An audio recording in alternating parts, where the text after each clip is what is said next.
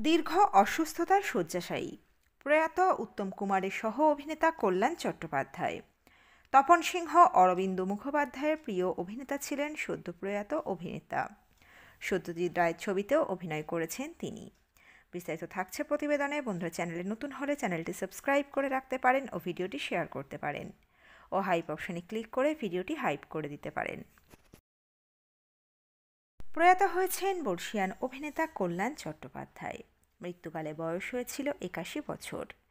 দীর্ঘ রোগভোগের পর রবিবার রাতে শেষ নিঃশ্বাস ত্যাগ করেন উত্তম কুমারের সহ অভিনেতা।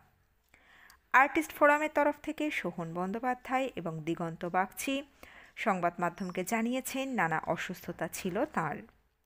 ম্যালেরিয়া, টাইফয়েড সহ নানা ব্যাধি শয্যাশায়ী করে ফেলেছিল তাঁকে। দীর্ঘদিন হাসপাতালে ভর্তি ছিলেন তিনি।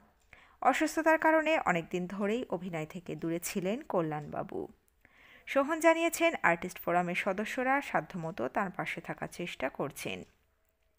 খবর রাতেই হাসপাতাল থেকে সরাসরি অভিনেতার মরদেহ কেওড়াতলা মহাশ্মশানে নিয়ে যাওয়ার ব্যবস্থা হয়েছে। সেখানেই শেষকৃত্য সম্পন্ন হবে।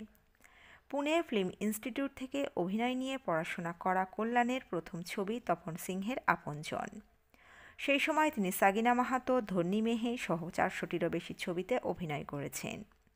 তপন সিংহ ও অরবিন্দ মুখোপাধ্যায়ের প্রিয় অভিনেতাও ছিলেন তিনি। অভিনয় করেছেন সত্যজিৎ রায়ের ছবি প্রতিদ্বন্দ্বীতে।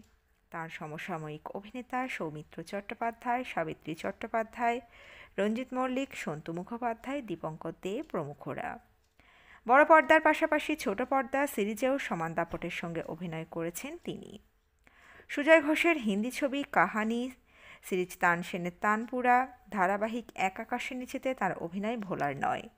বর্ষীয়ান অভিনেতার প্রয়াণে শোকস্তব্ধ টলিউড। তো বন্ধুরা, এই আপডেটে ছিল এতটুকুই। দ্রুত ফিরে আসছি এরকমই নতুন কোনো আপডেট নিয়ে। অজানা গল্প চ্যানেলের সঙ্গে থাকার জন্য সকল দর্শক বন্ধুকে অসংখ্য ধন্যবাদ। দেখতে থাকুন, চোখ রাখুন অজানা গল্প চ্যানেলে।